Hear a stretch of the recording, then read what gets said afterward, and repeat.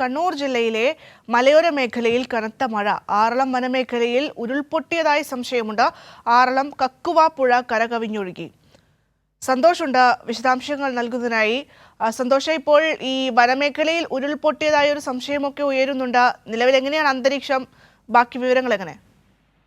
ഭദ്ര, ഇന്ന് ഉച്ചയ്ക്ക് ശേഷം കണ്ണൂർ ജില്ലയിലെ മലയോര മേഖലയിൽ കനത്ത മഴയാണ് ഉണ്ടായത്. പ്രത്യേകിച്ചും ഇരിട്ടി താലൂക്കിലെ മലയോര മേഖലയിലാണ് കനത്ത മഴയുണ്ടായത്. ഇതിനെ തുടർന്ന് മലയോര മേഖലയിലെ പുഴകളിലും തോടുകളിലും എല്ലാം തന്നെ ജലനിരപ്പ് ഉയർന്നു. അതിനിടെ ഈ ആറളം വനമേഖലയിൽ കേരള കർണാടക അതിർത്തിയായ വനമേഖലയിൽ ഉരുൾപൊട്ടിയതായ സംശയമുണ്ട്. കാരണം അവിടെ നിന്നും ഉത്ഭവിക്കുന്ന കക്കുവ പുഴ, ആറളത്ത് ഒഴുകുന്ന കക്കുവ പുഴ വലിയ മലവെള്ളപ്പാച്ചിലും അതോടൊപ്പം തന്നെ കരകവിഞ്ഞ് ഒഴുകി വീടുകളിലേക്ക് വെള്ളം കയറുന്ന സ്ഥിതിയുണ്ടായി. മുണ്ടയാംപറമ്പ്, കരിക്കോട്ടക്കരി തുടങ്ങിയ സ്ഥലങ്ങളിലും വീടുകളിൽ വെള്ളം കയറി. മുണ്ടയാംപറമ്പ് നടുക്കുനിയിൽ 7 കുടുംബങ്ങളെയും ആറളം ഫാം ബ്ലോക്ക് 13-ൽ 5 കുടുംബങ്ങളെയും മാറ്റിപ്പാർപ്പിച്ചിട്ടുണ്ട്. ബന്ധുവീടുകളിലേക്കും അതോടൊപ്പം തന്നെ RRT ഓഫീസിന് സമീപമുള്ള അംഗൻവാടിയിലേക്കുമാണ് ഈ കുടുംബങ്ങളെ മാറ്റിപ്പാർപ്പിച്ചിട്ടുള്ളത്. അയ്യൻകുന്ന് പഞ്ചായത്തിലെ കരിക്കോട്ടക്കരി മുണ്ടയാംപറമ്പ് മേഖലയിലും അവിടെ പുഴ കരകവിഞ്ഞ് ഒഴുകുന്ന സ്ഥിതി ഉണ്ടായി.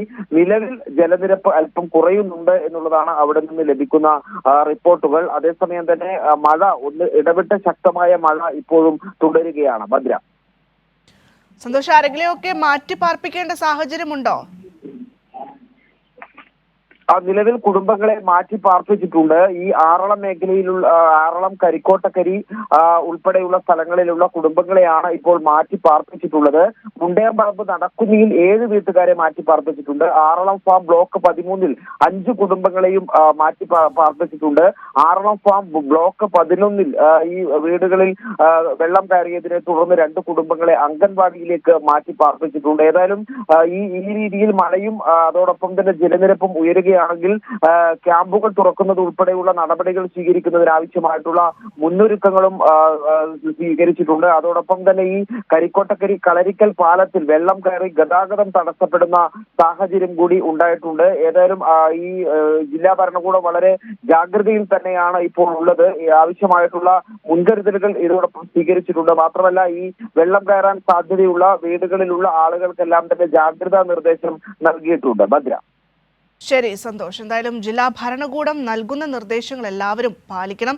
ഒപ്പം തന്നെ മാറി താമസിക്കാൻ പറയുമ്പോൾ അത് അക്ഷരം പ്രതി അനുസരിക്കേണ്ട ഒരു സാഹചര്യം കൂടിയുണ്ട്. നമുക്കറിയില്ല, കാലാവസ്ഥ വളരെയധികം കലുഷിതമാകുന്ന ഒരു സാഹചര്യമാണ് ഓരോ മണിക്കൂർ ചെല്ലുന്തോറും കാണാൻ സാധിക്കുന്നത്. പക്ഷേ പറയുന്നു, ഭയപ്പെടേണ്ട സാഹചര്യമല്ല, ജാഗ്രത അതെപ്പോഴും പുലർത്തേണ്ടിയിരിക്കുന്നു.